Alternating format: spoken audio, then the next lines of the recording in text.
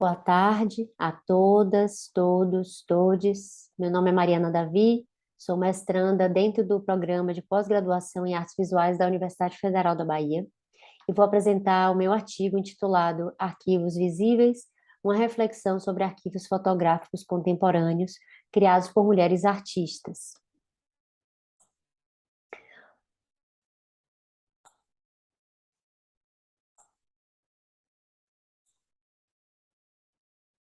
O presente artigo apresenta alguns projetos de mulheres artistas reunidos sob a perspectiva de arquivos fotográficos contemporâneos, centrados em narrativas produzidas e vivenciadas por mulheres, tangenciando ainda questões atuais sobre gênero.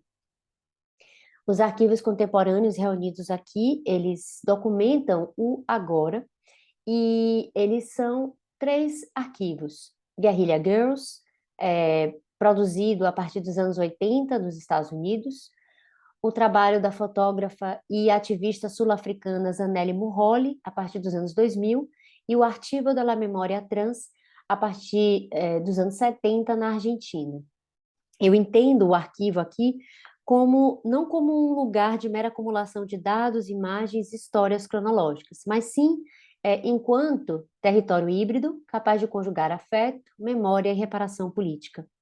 Então, esses trabalhos, eles tentam discutir representatividades femininas nas artes visuais, rupturas dentro do próprio discurso feminista e a necessária interseccionalidade para se pensar hoje as questões de gênero.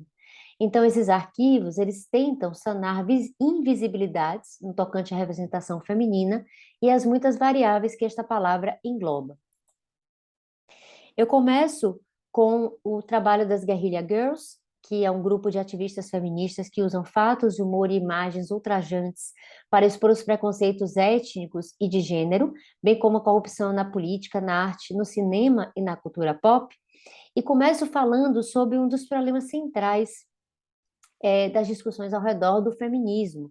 E para isso eu trago, junto às autoras e aos autores que me sustentam, né, Judith Butler, Paul Preciado, Linda Noshnin e Audre Lorde, um questionamento em relação ao sujeito político do feminismo centrado classicamente na figura da mulher e na ideia de feminilidade.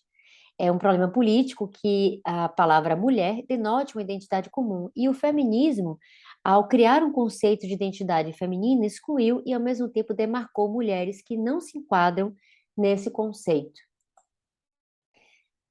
As Guerrilla Girls, elas vão propor uma série de explosões dentro do sistema das artes, procurando fragilizar e derrubar os alicerces que criaram esse sistema das artes, basicamente centrados na figura do homem heterossexual branco europeu. As guerrilhas nascem no seio dos debates sobre políticas de identidade, em meados dos anos 80, desafiando a heteronormatividade, o eurocentrismo, o privilégio branco e o domínio masculino. Eu trago o texto da historiadora norte-americana Por que não houve grandes mulheres artistas como uma referência importante para o grande arquivo visual das Guerrilla Girls. Nesse texto, a historiadora ela tenta questionar e desfazer naturalizações dentro do campo das artes, tratando de repensar as bases ideológicas e intelectuais da história da arte, a partir das reais condições existentes, desmistificando principalmente a ideia de gênio artístico, que, por conta das estruturas, recaíram sobre a figura do homem. Então, por trás da pergunta sobre a mulher como artista, encontramos o mito do grande artista, temas de milhares de teses, único de comportamento divino desde seu nascimento, uma essência misteriosa, a última bolacha do pacote chamada de gênio ou talento. Então, o trabalho das Guerrilla Girls, eles acabam aparecendo como um grande arquivo de denúncias sobre o sistema das artes, denúncia essa que essa historiadora tentou também trazer a partir do seu texto. Avançando, a gente chega ao arquivo de multidões queer da fotógrafa e ativista sul-africana Zanele Muholi, onde eu tomo emprestado o conceito multidões queer, que é de Paul Preciado, onde ele define esse conceito, esse termo, como um giro conceitual de debate acerca da igualdade e da diferença, para um debate centrado na produção transversal de diferenças. O conceito de queer ele vai inaugurar a crise de representação pela qual passa o sujeito político do feminismo, antes unicamente centrado na figura da mulher, através de uma crítica às normas de gênero e sexualidade. Então, o multidões queer aparecem como uma multidão de corpos, sendo essa multidão o sujeito político queer. O trabalho de Zanelli é um trabalho onde ela apresenta principalmente mulheres negras, lésbicas e trans como uma grande multidão que resiste em meio ao genocídio e ao extermínio da mulher negra, lésbica e trans na África do Sul. Esse trabalho que a gente está vendo aqui é um trabalho que já ultrapassa mais de 250 imagens, é um trabalho em processo que ela continua fazendo e que ela tenta mostrar a sua multidão. E nesse sentido, aqui entra mais uma vez a ideia de arquivo, acumular para contar uma resistência de pessoas que existem, que se negam a morrer. Esses trabalhos aqui reunidos, através da perspectiva do arquivo, eles vão se encontrar com essa sentença proferida por Audre Lorde, que diz que o feminismo branco e seu sujeito político exclusivo, centrado na mulher branca, deve dar lugar a uma postura capaz de abarcar as diferenças existentes entre as mulheres.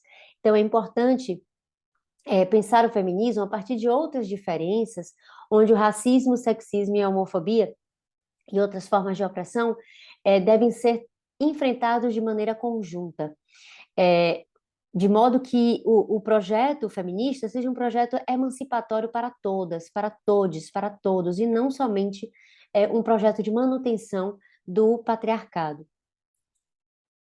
E eu chego agora ao arquivo da memória trans, que, como ela se define, é um arquivo de imagens e memórias das sobreviventes, é um arquivo que foi iniciado por volta dos anos 2012, que faz um encontro de imagens dos anos 70 ao final dos anos 90, de mulheres trans e travestis, sobretudo da Argentina, e é um espaço que se torna, então, um espaço de compartilhamento familiar, como muitas dessas pessoas foram exiladas, tiveram que se exilar durante a ditadura argentina, ou foram expulsas do convívio familiar. Esse arquivo, ele é um espaço de compartilhar, um compartilhamento familiar que produz um movimento inversamente proporcional ao silêncio e ao esquecimento.